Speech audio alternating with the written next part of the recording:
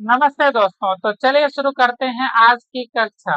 आज की कक्षा कक्षा 10 के छात्रों के लिए है और कक्षा 10 के जो एनएलएच वाले छात्र हैं उनके लिए, यानी कि जिनका प्रथम विषय हिंदी मतलब उर्दू रहता है और द्वितीय हिंदी रहता है तो उनके लिए है। और साथ ही साथ कक्षा 8 के जो छात्र हैं यानी क्लास 8 के जो स्टूडेंट हैं उनके लिए भी है। तो आज हम लोग निबंध देखेंगे, निबंध लेखन पढ़ेंगे। और आपको क्या करना है, इसे हिंदी फेयर कॉपी में लिखनी है और इसे याद करनी है। और साथ ही साथ इस वीडियो को अपने दोस्तों के साथ शेयर जरूर करनी है। तो चलिए शुरू करते हैं निबंध। और आज का विषय है हम लोग का प्रदूषण। तो प्रदूषण के बारे में आज हम लोग निबंध लिखेंगे। प्रदूषण से क्या हानि है, प्रदूषण को कैसे कम किया जा सकता है, समाज पे क्या प्रभाव है, ये सभी बातों को हम लोग आज इस निबंध में देखेंगे। तो चलिए शुरू करते हैं आज का निबंध। प्रदूषण। प्रदूषण एक गंभीर समस्या। आज के समय में प्रदूषण संपूर्ण मानव सभ्यता के लिए एक विकराल संकट बन चुका है। विज्ञान और तकनीकी की प्रगति ने जहां मानव जीवन को सुगम बनाया है, वहीं अंधाधुंध औद्योगिकरण और प्राकृतिक संसाधनों के दोहन ने पर्यावरण के संतुलन को बिगाड़ दिया है। और प्राकृतिक तत्वों जैसे कि हवा, पानी, मिट्टी में दूषित पदार्थों का मिलना ही प्रदूषण कहलाता है। ठीक है। तो यानी कि हम लोग का समाज जैसे जैसे विकसित हो रहा है और उसी के साथ साथ ही प्रदूषण भी बढ़ता जा रहा है, क्योंकि समाज विकसित होने का अर्थ है कि मशीनीकरण आएगा, औद्योगिकरण होगी।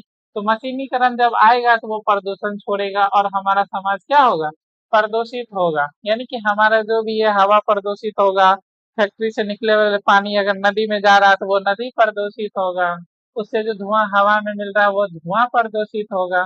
इस तरीका से प्रदूषण क्या हो रहा है। और वेस्ट पदार्थ अगर हम कहीं मिट्टी में फेंक रहे हैं तो मिट्टी प्रदूषित होगा। तो इस तरीका से प्रदूषण क्या हो रहा है, लगातार बढ़ते जा रहा है। प्रदूषण के मुख्य प्रकार। तो अब हम लोग प्रदूषण का जो प्रकार है उसे देखते हैं। जैसे वायु प्रदूषण, वाहनों और कारखानों से निकलने वाले विषैले धुएं तथा प्लास्टिक जलाने से वायु अशुद्ध हो रही है। इससे सांस की बीमारियां और ग्लोबल वार्मिंग जैसी समस्याएं बढ़ रही है। जल प्रदूषण, औद्योगिकरण का रासायनिक कचरा और शहरों की गंदगी नदियों व तालाबों में बहा दिए जाने से पीने योग्य पानी दूषित हो रहा है। तो ये जो हम लोग पानी बहा देते हैं नदियों में, इसे क्या करना चाहिए, पहले फिल्टर करना चाहिए, उसके बाद नदी में बहाना चाहिए, जिससे कि नदी में रहने वाले जलीय जीव जो हैं उसे भी नुकसान ना पहुंचे। क्योंकि हमारे प्रकृति के इकोसिस्टम के लिए सभी जीवों का रहना अनिवार्य है।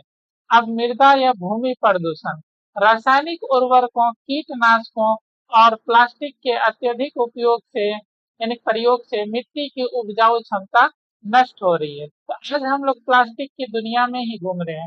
तो प्लास्टिक से क्या करना है, अपने आप को बचाना है, ताकि भविष्य आज हम लोग जितना कम प्लास्टिक यूज करेंगे, हम लोग का भविष्य उतना ही क्या होगा, सुंदर होगा, अच्छा होगा।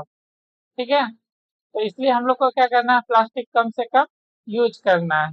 ध्वनि प्रदूषण, गाड़ियों के हॉर्न, लाउड स्पीकर और कारखानों की तेज आवाजों से मानसिक तनाव और बहरेपन की समस्याएं उत्पन्न हो रही है। ठीक है। तो आजकल हम लोग जहां भी निकलते हैं तो क्या नजर आता है कि इधर ये हॉर्न बजा रहा है, वो बजा रहा है, कहीं पे लाउड स्पीकर बज रहा है, कहीं डीजे बज रहा है। तो इस तरीका से ध्वनि प्रदूषण भी एक समस्या है। दुष्परिणाम परिणाम और समाधान। प्रदूषण के कारण प्राकृतिक आपदाएं, असमय वर्षा और भयंकर बीमारियां जैसे कैंसर, अस्थमा का खतरा बढ़ गया है। यदि समय रहते इसे ना रोका गया तो पृथ्वी पर जीवन का अस्तित्व में ही संकट में पड़ जाएगा। और इस समस्या के समाधान हेतु अधिक से अधिक वृक्षारोपण सबसे आवश्यक है। तो हम लोग को क्या करना है, अगर कम प्रदूषण को राहत पाना है, मुक्ति पाना है, तो हम लोग को क्या करना चाहिए, वृक्षारोपण करना चाहिए। ठीक है। और प्लास्टिक के उपयोग पर पूर्ण प्रतिबंध, सौर और पवन ऊर्जा जैसे नवीकरणीय संसाधनों का उपयोग तथा कारखानों के कचरों का सही निपटान अनिवार्य होना चाहिए। निष्कर्ष, पर्यावरण की रक्षा करना केवल सरकार का नहीं बल्कि हम सभी का नैतिक कर्तव्य है, क्योंकि हम सभी इसी पर्यावरण में रहते हैं।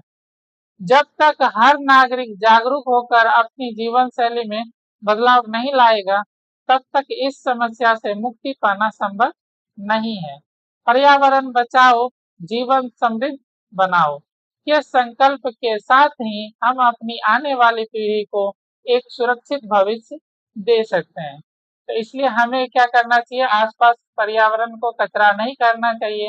और आजकल के बच्चे क्या करते हैं, ज्यादातर प्लास्टिक का सामान खरीदते हैं, प्लास्टिक वाले लंच नहीं लाएंगे, वही खाएंगे और प्लास्टिक को स्कूल में इधर उधर फेंकेंगे। तो ये सब आपको नहीं करनी है, ठीक है।